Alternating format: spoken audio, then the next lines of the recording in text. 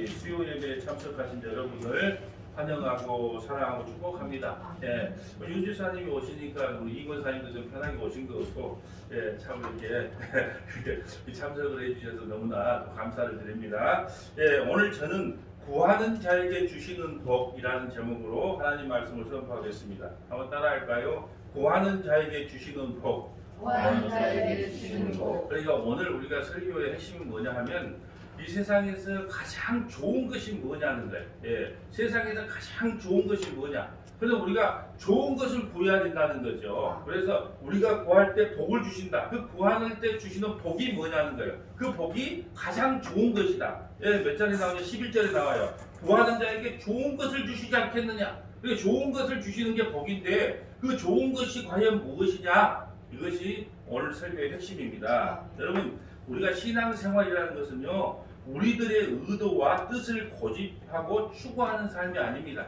오히려 하나님의 의도와 뜻을 추구하는 삶이 신앙생활입니다.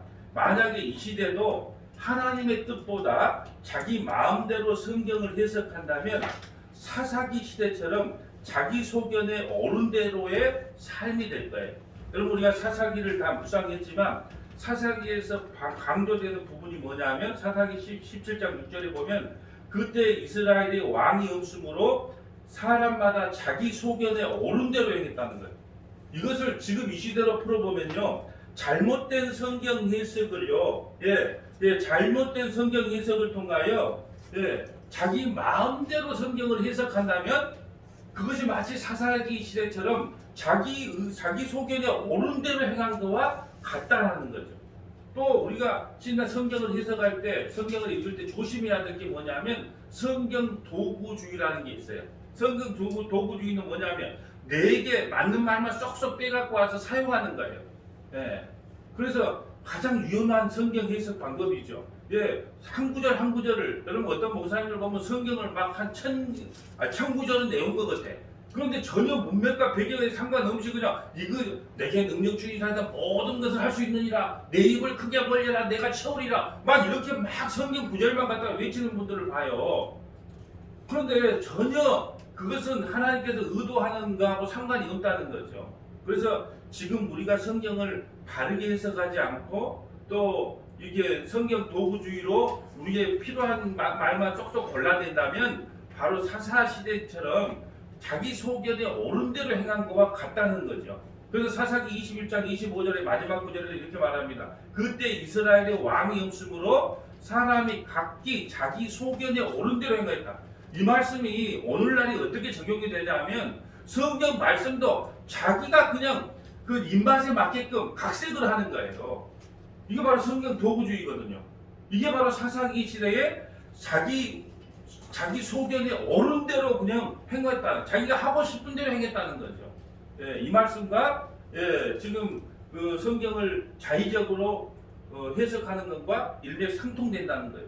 여러분, 교회가 타락하고 개인이 타락한 것은 우리들의 생각대로 성경을 읽고 우리들이 마음 내키는 대로 신앙생활을 하기 때문에 지금 교회가 타락하고 개인이 타락을 합니다. 그래서 오늘 본문에도요, 오해가 참으로 많은 구절이 나와요. 무슨 말이냐 하면 우리가 7장 7절에 보면 구하고 찾으라 그러면 다 주신다 이렇게 해석을 해요. 자, 구하라 찾아. 왜냐 그러면 마태복음 7장 7절을 문맥적으로 그냥 문자적으로만 보면 구하라 그러면 너에게 주실 것이요, 찾으라 그러면 찾아낼 것이요, 문을 두드리라 그러면 너에게 열 것이다. 봐라, 하나님께서 구하고 찾으면 하게 주시기로 약속했지 않느냐, 이렇게만 해석을 한다는 거죠. 그러면서 8절에 구하는 이마다 받을 것이요, 찾는 이는 찾아낼 것이요, 두드리는 이에게 열릴 것이라. 그러면 도대체 무엇을 구하고 무엇을 찾고 무엇을 두드리라는 것인가, 이걸 깨달아야 되는데 우리는요, 육체를 입고 있기 때문에 다 이 세상에 우리 육신에 필요한 것을 하나님께 구하고 찾는 걸로 착각을 한다는 거죠. 9절에 너희 중에 누가 아들이 떡을 달라 하면 돌을 주며, 여기서 떡과 돌은 대조되는 거예요. 뒤에 가서 설명을 해드릴게요. 생선을 달라 하면 뱀을 줄 사람이 있느냐. 그 대목은 나중에 뒤에 가서 설명을 할게요. 떡과 돌, 생선과 뱀을 대조시켜 놨다는 것만 기억하시고요. 11절 너희가 악한 자라도 좋은 것으로 자식에게 줄 알거든. 아무리 세상에 악한 아버지라고 할지라도 술 먹고 만날 두드러패는 아버지라 할지라도 자기 자식에게는 좋은 것을 먹이려고 하는 게 부모 마음이단 말이에요. 하물며 하늘에 계신 너희 아버지께서 구하는 자에게 좋은 것으로 주시지 않겠느냐. 그럼 우리가 구하고 찾으라는 것이 뭐예요? 좋은 것을 구하고 찾으라는 거죠. 그럼 그 좋은 것이 뭐냐? 예, 딱 뒤에 가면 나옵니다. 그러므로 무엇이든지 남에게 대접을 받고자 하는 대로 너희도 남을 대접해라. 이것이 율법이요 선지자다. 예, 이것도 뒤에 가서 설명을 해요. 예, 일단 읽고만 갈게요. 좁은 문으로 들어가라. 멸망으로 인도하는 문은 크고 그 길이 넓고 그리로 들어가는 자가 많고 생명으로 인도하는 문은 좁고 길이 협착하여 찾는 자가 적습니다. 여기서 좋은 것과 구하고 찾으라는 내용은 이 땅의 것을 말하는 것이 아니에요. 왜냐? 이게 그 마태, 마가, 누가복음은요, 이 공간복음이라 그래서 병행구절이 나와요. 그러면 여기서 구하고 찾으라는 것이 뭐냐면 누가복음 11장 13절에 나와요. 자, 한번 찾아볼까요? 우리 천천히. 그러면 가장 구하고 찾으라, 두드리라 이게 뭐고 가장 좋은 것이 뭐냐? 예, 누가복음 11장 13절에 누가복음 11장 13절에 여러분이 다 아시는 내용이지만 한번 살펴보도록 하겠습니다. 자, 누가복음 11장 13절 볼까요? 자, 누가복음 11장 13절. 우리 다 찾았으면 우리 합동 한번 할까요? 자, 너희가 악할지라도 좋은 것을 자식에게 줄 알거든 하물며 너희 하늘 아버지께서 구하는 자에게 성령을 주시지 않겠느냐. 그러니까 가장 좋은 게 뭐예요? 성령이란 말. 성령이 가장 좋은 것이고, 예, 그 가장 좋은 것을 어떻게 하라? 구하고 찾고 두드리라는 거예요. 왜 성령이 좋은 것일까요? 여러분, 성령과 구원은요 같은 의미예요. 성령이 임하지 않으면 구원을 받을 수 있다 없다? 없다. 그러니까 성령과 구원은 같다. 그러니까 성령을 구하라는 것은 뭐예요? 하나님 나를 불쌍히 여기서 나를 구원시켜 주세요라고 하는 말과 같아요. 성경을 한번 찾아볼까요? 시편 85편을 찾아봅니다. 여기가 좋은 것이 나와요. 자, 무엇이 좋은 것이냐? 성령과 같은 맥을 가진 구원이 좋은 거예요. 시편 85편. 자, 시편 85편. 구약성경 865페이지. 자, 구약성경 865페이지에 시편 85편 한번 볼까요? 시편 85편. 스크린이 없기 때문에 자, 한번 찾아봅니다. 시편 85편. 우리가 먼저 85편을 다 찾았으면 시편 85편 찾아서 12절 한번 볼까요? 여호와께서 좋은 것을 주시리니 우리 땅이 그 산물을 내리로다. 자, 좋은 것이 나오죠? 그럼 좋은 것이 뭐냐? 85편, 시편 85편은 뭐냐면 하나님 우리에게 구원을 베풀어 주세요라는 내용이에요. 그러니까 성령이 왜 좋은 거다? 성령을 받아야 뭘 받기 때문에? 구원을 받다. 그 구원이 뭐다? 가장 좋은 것이다. 1절부터 한번 볼까요? 여호와여. 자, 고라 자손의 시라 그러죠. 고라 자손은 모세에게 반역을 해서 땅이 갈라져서 그 자손이 다 죽어요. 그런데 그 조상을 따르지 않는 몇 후손이 있었던 것 같아요. 그래서 고라 자손이 다 죽지는 않고 그 후손이 이런 기회를 남겼단 말이에요. 예, 그 조상들은 대부분이 모세에게 반항을 해서 땅이 갈라져서 다 죽었는데 모세 자기 조상을 고라 자손의 그 조상들을 따르지 않는 후손들이 살아남아서 이 글을 기록했다는 거예요. 1절 볼까요? 여호와여 주께서 주의 땅에 은혜를 베푸라. 야곱의 포로된 자들이 돌아오게. 야곱의 포로된 자들이 돌아왔다는 것이 뭘까요? 구원받았다. 바벨론에서 돌아온 것은 뭘 상징한다? 구원을 상징한다. 해방이니까 구원을 상징하죠. 2절 봅니다. 주의 백성의 죄악을 사하시고 그들의 모든 죄를 덮으셨나이다. 이게 뭐예요? 구원. 여러분은 자꾸 구원만 이야기하면 돼요. 구원. 자, 주의 백성의 죄악을 사하시고 그들의 모든 죄를 덮어주신 것이 뭐다? 구원이다. 주의 모든 분노를 거두시며 주의 진노를 돌이키셨다. 이게 뭐예요? 구원. 제가 지금 구원 이야기를 하고 있어요. 우리 구원의 하나님이요. 그러면서 나오죠. 우리 구원의 하나님이요. 우리를 돌이키시고 우리에게 행하신 주의 분노를 거두는 것이 뭐다? 구원이다. 주께서 우리에게 영원히 노하시며 대대에 진노하시겠나이까? 진노하면 우리 다 죽는다는 거예요. 주께서 우리를 다시 살리사 주의 백성이 주를 기뻐하도록 하지 아니하시겠나이까? 여호와여 주의 인자하심을 우리에게 보이시며 주의 구원을 우리에게 주소서. 구원을 주라. 이게 지금 뭐다? 아까 12절이 지금 핵심 포인트예요. 12절이 주제란 말이에요. 좋은 것이 뭐다? 구원이다. 오늘 본문대로 하면 좋은 것이 뭐다? 성령이다. 이것을 뭐 해라? 구하고 찾고 두드리라는 거예요. 세상의 것이 아니단 말이에요. 근데 우리는 이 성경 도구주의가 왜 위험하냐? 구하라, 찾으라, 두드리라. 그러면 내게 필요한 걸 주시겠다 했다. 여러분이 기도하지 않으니까 하나님께서 안 주시는 겁니다. 이 말씀 구절 갖고 그렇게 하면 된다, 안 된다? 안 된다. 지금 이야기를 하고 있는 거예요. 성경을 바르게 알고 바르게 구해야 하나님께서 주는 것이지 아무 성경 구절 갖고 와서 구하면 안 되는 거다. 자, 보세요. 8절. 내가 하나님 여호와께서 하실 말씀을 들으리니 무릇 그의 백성 그의 성도에게 화평을 말씀하실 것이라. 그들은 다시 어리석은대로 돌아가지 말지어다.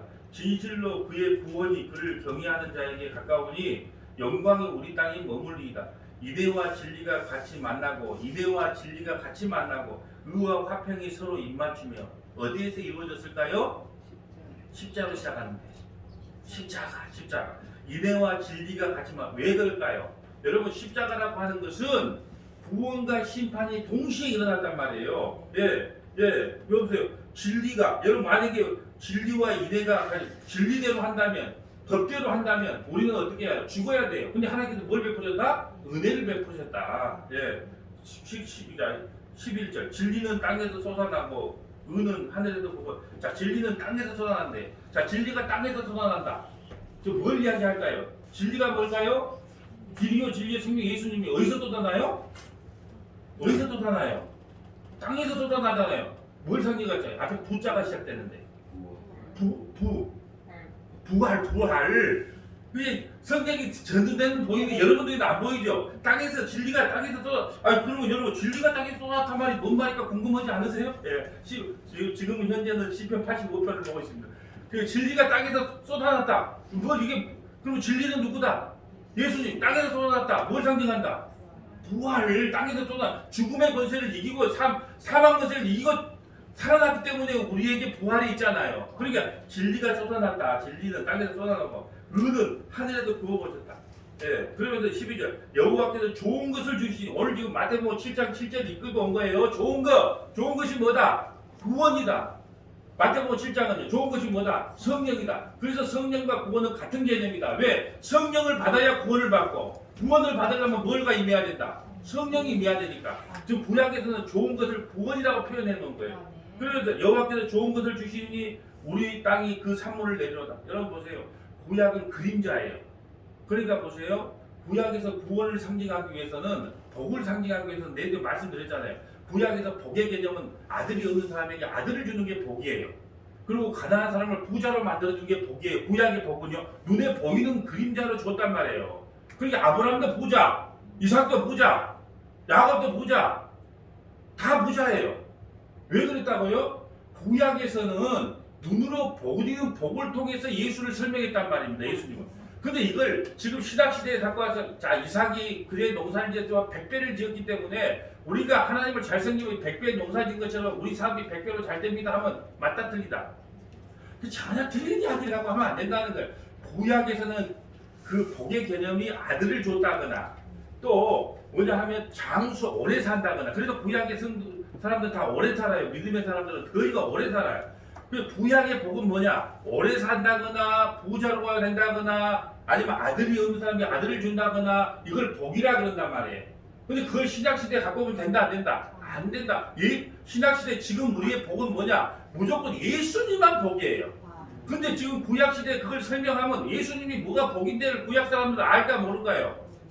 원시시대 사람들은 몰라요. 그러니까 뭐예요? 우리가 알아들을 수 있는 걸로 하나님께서 복을 설명했단 말이에요. 여러분 딸만 10명 있는 사람의 아들을 주면 복 받았다 그럴까요? 아닐까요? 복 받았다 그럴 거 아니에요. 그러니까 우리 인간이 좋아하는 수준에서 아들을 준 거예요. 아들 없는 사람은 아들을 위해서 자 내가 날 믿으면 이렇게 복을 준다 그걸 설명한 거예요.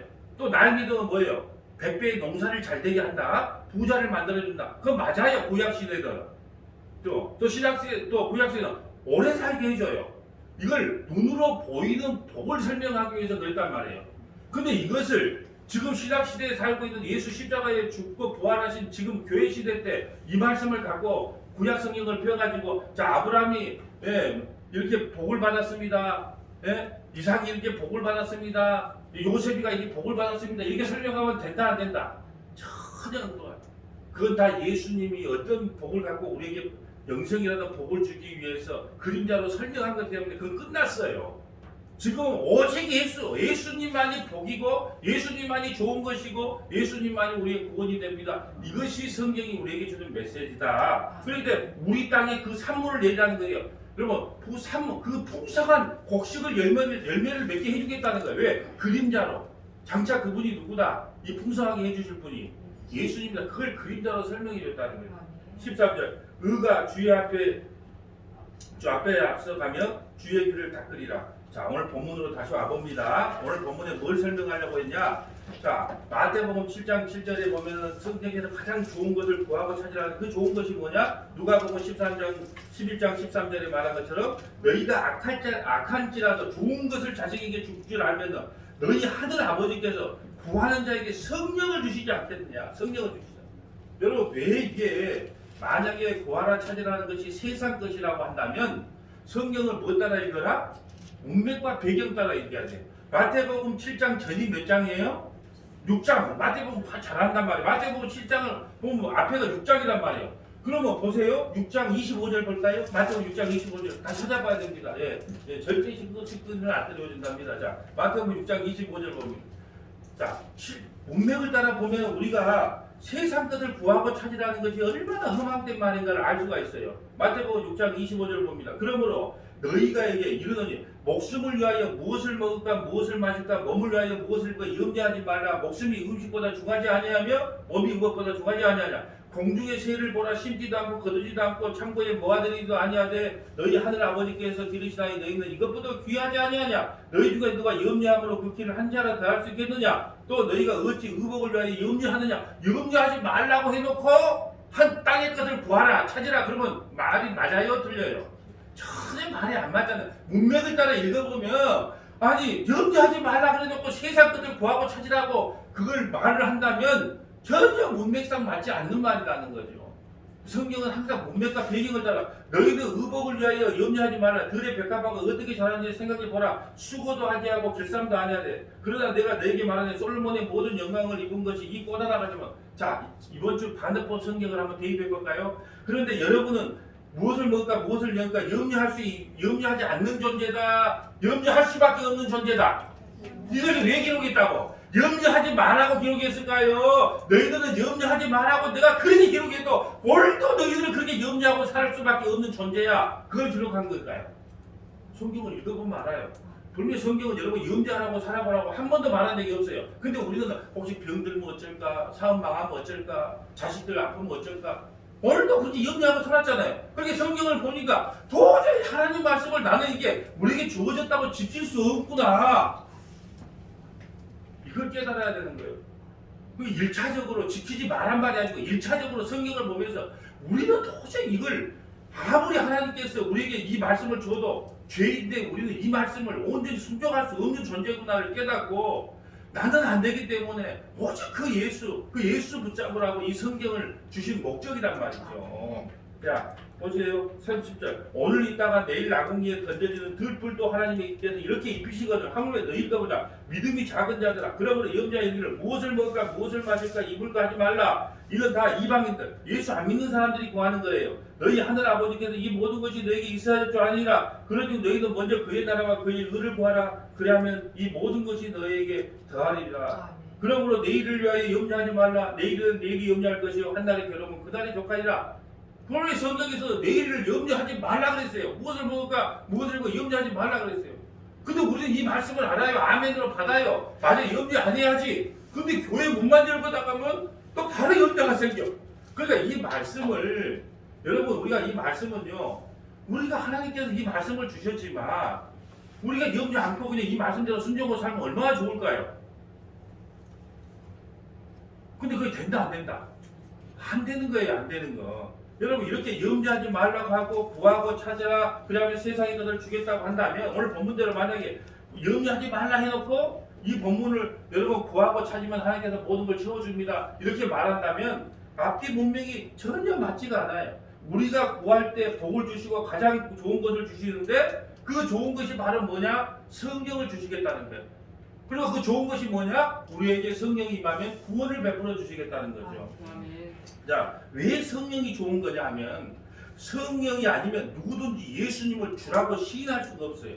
고린도서 12장 3절에 보면 고린도서 12장 3절 그러므로 내가 너에게 알리노니 하나님의 영으로 말하는 자는 누구든지 예수를 저주할 자라 아니하고 또 성령으로 아니하고는 누구든지 예수님을 주시라 할 수 없느니라. 그러니까 성령이 좋은 거예요. 성령이 임하지 않으면 누구든지 예수님을 주라고 고백할 수가 없다고 교백되어 있어요. 여러분 입으로는 고백할 수 있을지 몰라요. 근데 결국은 떠납니다. 결국은 떠나요. 성령이 임해서 주님이라고 하는 사람들은 어떤 환경에서 떠나지 않지만 입으로 그냥 주님하고 고백한 사람은 떠나요. 성령 받지 않고 주님이라고 고백한 사람은. 그래서 성령이 중요한 겁니다. 또한 자신이 죄인이라는 사실을 알 수 있는 유일한 길이 뭐냐 하면 바로 성령이 임해야 돼요. 한번 찾아볼까요? 오늘 본문은 그대로 둬야 됩니다. 아직까지 봐야 될 부분이 많으니까 오늘 본문 마태복음 7장 7절은 그대로 뒀고 요한복음 16장 7절 한번 가봅니다. 요한복음 16장 7절. 왜 성령이 중요한가? 성령이 왜 좋은 건가? 성령이 임하지 않으면 아무리 말을 해도 내가 죄인인 걸 몰라요. 그렇기 때문에 성령이 임해야 죄인인 줄 알아요. 요한복음 16장 7절.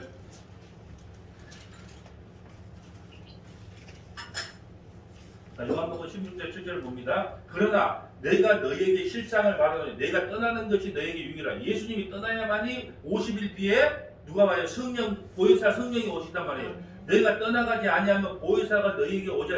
보혜사라고 하는 것은 변호사라는 의미예요. 우리를 도와줄 변호사, 어디까지 인도하실 변호사, 천국까지 인도해 주실 그 변호사가 온단 말이에요. 그게 보혜사예요. 가면 내가 그를 너희에게 보내리니 그가 와서 뭐가 와서요? 성령이 오면 그 성령이 오면 죄에 대하여 죄가 뭔지를 알게 돼요. 누가 오면 성령이 오시면 의가 뭔지 심판에 대하여 세상을 책망하시리라. 죄에 대하여 하면 성령이 임한 사람은요 알아요. 죄가 뭐냐? 뭐요? 그들이 나를 믿지 아니하고. 죄가 뭐냐? 예수님 안 믿는 게 뭐다고요? 죄예요, 죄. 그러니까 성령이 임하지 않으면 그래 내가 도둑질하고 거짓말하고 뭐 약간 남 사기쳤으니까 그래 내가 뭐 죄인 맞지 뭐. 이 정도 갖고 이건 죄인이 아니에요. 진짜 죄인은 뭐냐? 예수님을 안 믿는 게 죄예요. 그게 죄인이란 말이에요. 그래서 죄에 대하여 하면 그들이 나를 믿지 않고 의에 대하여 하면 내가 아버지께로 가니 너희가 다시 나를 보지 못합니다. 심판에 대하여 하면 이 세상 임금이 심판한다는 거예요. 성령이 오면요, 이 세상은 바로 불바다가 돼 심판받아야 마땅한 존재구나. 그걸 비로소 알게 된다는 게 성령이 임해야. 내가 아직도 너에게 이럴 것이 많아. 지금 너에게 감당할 성령이 임하기 전에는요, 베드로도 예수님이 주님인지 몰라요. 그냥 입술로 고백만 했지 몰라. 그래 예수님 부인해. 베드로도 그랬단 말이에요. 그러니까 아직 너에게 할 말이 많아. 근데 성령이 임하지 않으면 깨닫지를 못해. 근데 여러분 베드로가 성령 받고 나니까 3번 부인됐던 사람이 뒤에 가면 얼마나 변한지를 다 볼 거예요. 그러나 진리의 성령이 오면 그가 너희를 모든 진리 가운데 있어. 진리의 성령이 누구요? 성령 예수님의 영 오면 그가 스스로 말하지 않고 오직 들은 것을 말하며 장래를 너희에게 알리시리라. 그 성령을 받으면 이렇게 선포하게 돼요. 사도행전 2장 33절 한번 찾아볼까요? 자, 사도행전 2장 33절. 자, 사도행전 2장 33절. 자, 베드로가요. 예수님을 모른다고 부인했던 베드로가 성령을 받자 이렇게 외칩니다. 그래서 성령 받지 않으면 구원받을 수 없다는 걸 설명하겠습니다. 사도행전 2장 33절. 하나님이 오른손으로 예수를 높이시고 그가 약속하신 성령을 아버지께 받아서 너희가 보고 들은 이것을 부어주셨느니라. 성령을 부어주었다. 다윗은 하늘에 올라가지 못하였으나 친히 말하여 이르되 주께서 내 주에게 말씀하시기를. 다윗은요 예수님보다 1000년 앞에 태어난 사람인데 예수님을 뭐라고 그래요? 주께서 주라 그래요. 오히려 내가 내 원수로 내 발등상이 되기까지 너는 내 우편에 앉아있으라 하셨도다. 그런즉 이스라엘 온 집은 확실히 알지니 너희가 십자가에 못 박은 이 예수를 하나님이 주와 그리스도가 되게 하셨느니라 하니. 자, 성령이 임한 사람은 이렇게 됩니다. 그들이 이 말을 듣고 마음에 찔려 베드로와 다른 사도들에게 물어 이르되 형제들아 우리가 어찌할까거늘 내가 바로 예수 죽인 죄인이구나 한 것을 비로소 어떻게 깨닫게 된다고요. 33절에 성령을 아버지께 받아서 성령을 아버지께 받은 자만 이렇게 내가 바로 예수 죽인 죄인. 여러분 신앙생활 30년, 50년 한 사람들한테요 그래요. 당신이 권사님이 예수님 죽였습니다. 그러면 그 권사님 막 성길래요. 그분 아직 구원 못 받은 거예요. 내가 언제 예수 죽였어요? 나 예수님 죽인 적 없는데 예수님 태어나지도 않았는데 이렇게 생각한단 말이에요. 근데 성령을 받으면 어때요? 네 맞습니다. 나의 죄 때문에 돌아가셨기 때문에 내가 예수 죽인 거예요. 내가 이런 사람만 구원받아. 내가 예수 죽였구나. 근데 베드로가 이제 여러분 지금 베드로 앞에 이런 사람이 실제로 예수님을 죽인 사람이 아니잖아요. 지금 조상들이 죽였잖아. 그런데도 뭐냐면 성령을 받으니까 마음이 찔려 형제들아 내가 어찌할꼬 38절 베드로가 이래 너희가 회개하여 각각 예수 그리스도의 이름으로 세례를 받고 죄사함을 받으라. 그러면 성령의 선물을 받으리니 이 약속은 너희와 너희 자녀와 모든 먼데 사람 이 우리 서문학교에 이 여수까지 먼데 사람 또 우리 교 하나님이 얼마든지 부르시는 자들에게 하신 것이라 하고 또 여러 말로 확정하여 권하이르되 너희가 이 패역한 세대에서 구원을 받으라. 성령을 받은 것과 구원을 받는 것을 뭐라고요? 동일시하고 있잖아요. 왜요? 성령을 받지 못하면 구원이라는 건 있을 수가 없는 거예요. 성령과 구원은 하나라는 거예요. 하나. 성령이 임해야 내가 바로 예수님이 죄이구나 어찌할꼬가 나오는 거예요. 그래서 구하는 자에게 주시는 최고의 복이 뭐냐? 바로 성령이라는 거예요. 또한 오늘 본문에 오해가 있어요. 오해가 뭐냐? 마태복음 7장 12절 볼까요? 마태복음 오늘 본문 마태복음 7장 12절 오해할 수 있는 부분이에요. 그러므로 무엇이든지 남에게 대접받고자 하는 대로 너희도 남을 대접하라. 이것이 율법이요 선지자니라. 마태복음 7장 12절을 다 해석하면서 뭐라 그럽니까? 여러분 어떻게 대접받고 싶어요? 여러분도 인간적인 대접을 받고 싶죠? 높임을 받고 싶죠? 그럼 상대방을 높여주세요. 그래야지 상대방도 여러분을 높여줍니다. 그런 말 한 게 아니잖아요. 아까 문맥과 배경 따라서 봤어요. 남에게 대접받고 싶은 대로 대접하라는 것은 위에서 우리가 바로 위에 본문에 뭐예요? 누가 떡을 달라면 돌을 주고 생선을 달라면 뱀을 주겠느냐. 자, 떡과 생선 이번 주에 나와요. 오병이요. 떡과 생선은 예수님의 살과 피를 상징한단 말이에요. 그럼 예수님의 살과 피가 뭐예요? 두 자로 복자로 시작하는데 복음. 그러니까 뭐예요? 돌과 그러면 뱀은 뭘 상징할까요? 율법. 지금 이 대조 본문을 보면 뭐예요? 자, 보세요. 떡을 달라면 돌을 주겠느냐? 어떤 아버지가 아버지 떡 좀 주세요. 우리 돌을 줄 사람이 어디가 있냐? 아버지 생선 좀 주세요. 뱀을 줄 사람이 어디 있냐? 이걸 보면 금방 알아요. 유대인들은 떡과 생선 5명이요 5,000명을 먹인 사건 예수님의 살과 피. 그러니까 그 밑에 뭐예요?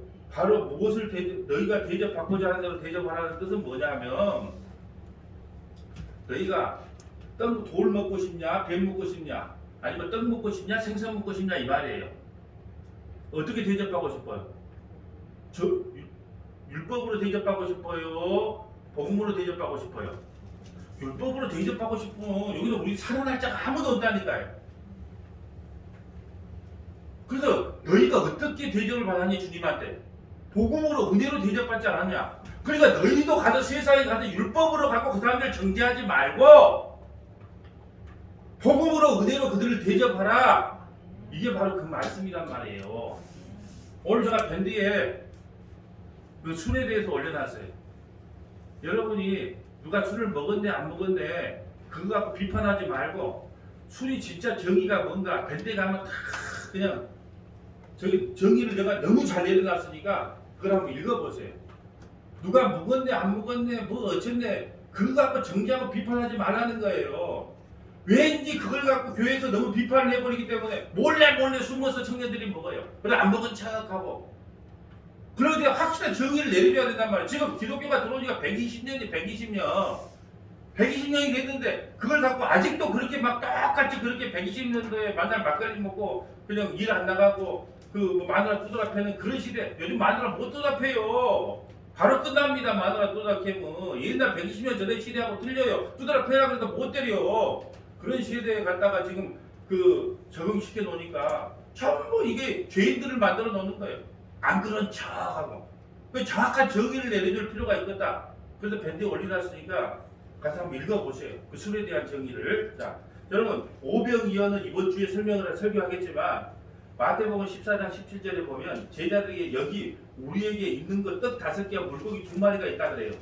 근데 이걸 축도를 해주라 그래요. 그래서 몇 명을 먹여요? 5천 명을 먹여요. 구약의 초대교회에 성령이 임하자 몇천 명이 구원을 받아요? 3천 명, 5천 명이 구원을 받아요. 무슨 말이냐? 이 떡을 먹는 자만 구원을 받는다는 것을 성경의 말씀에 두고 있다는 거예요.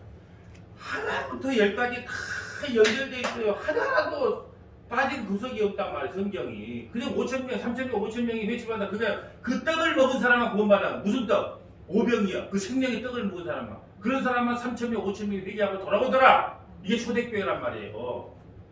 성경이 그렇게 숫자적으로도 정확하게 맞춰놨어요. 사모가 날 존경하는 눈으로 쳐다보는데 그런 눈으로 쳐다보지 마세요. 자, 요즘 제가 좀 목사답게 살거든요. 자, 바로 예수 그리스도 그 복음을 대접받고 싶냐? 아니면 돌과 뱀 저주받은 율법으로 대접받고 싶냐? 복음이고 은혜지. 너희도 가서 그렇게 대접하라. 사랑하는 여러분, 말씀을 정리합니다. 여러분이 하나님께 사랑을 구하고 은혜를 구하고 지혜를 구하고 말씀을 깨닫기를 기도한다면 하나님께서 무엇이 아까워서 안 들어주겠습니까? 제가 자신 있게 여러분에게 말씀드립니다. 여러분이요, 하나님 내가 누구를 사랑하게 해주세요. 하나님 나에게 은혜를 베풀어 주세요. 하나님 내가 성경을 깨닫는 지혜를 좀 주세요. 성경 66권 1189장 좀 알게, 제대로 좀 알게 해주세요. 여러분이 간절히 기도한다면 아버지가 뭐가 아까워서 이걸 안 열어주겠다는 거예요. 다 열어줍니다. 구하고 찾지 않기 때문에 못 해주는 거지. 그것도 깨달아지지 않으면 와서 들으면 돼요. 반복해서.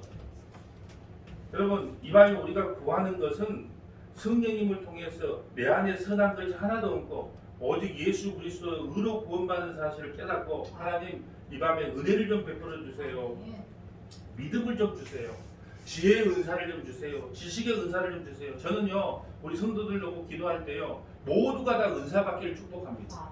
예, 방언의 은사든 병 고치는 은사든 지혜의 은사든 지식의 은사든 하나님께 구해서 그걸 은사를 받아야 돼요. 여러분, 은사를 받으면 얼마나 좋은 줄 아세요? 설교가 힘들지 않고요, 설교 준비가 힘들지가 않아요. 은사를 안 하려면 엄청 힘들어요.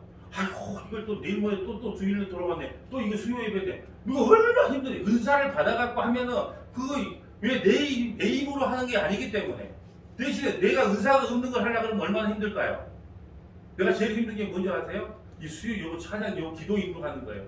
나는 요 기도에 은사가 없어요. 그러니까 은사가 없는데 어떻게 누구 뭐 다른 사람 시킬 수가 없으니까 하긴 한데 막 기도하고 그럴 때 화도 힘들다 그래. 속으로는 힘들어. 그래도 기도해요. 왜? 같이 균형 있게 가야 되니까. 근데 말씀을 연구할 때는 은사를 받았기 때문에 그렇게 즐거워. 근데 힘든지도 잘 몰라요. 그렇기 때문에 여러분이 뭘 구하라? 은사를 구해야 돼. 은사를. 우리 성도들로 구할 때 하나님, 이왕 나도 신앙생활 할 때 좀 방언이 터지게 해주시고 병 고치는 은사 좀 주시고 성경에 좀 깨닫는 지혜의 은사, 지식의 은사를 통해서 말씀을 좀 온전히 깨닫게 해주세요. 은사도 구하고 이 밤에 하나님께 구하면 왜 하나님께서 우리 아버지신데 왜 안 주시겠냐는 거예요. 그래서 이 밤에 구하는 모든 것들을 제발 좀 응답받는 귀한 밤이 되시기를 주님의 이름으로 축복합니다. 네, 기도하겠습니다.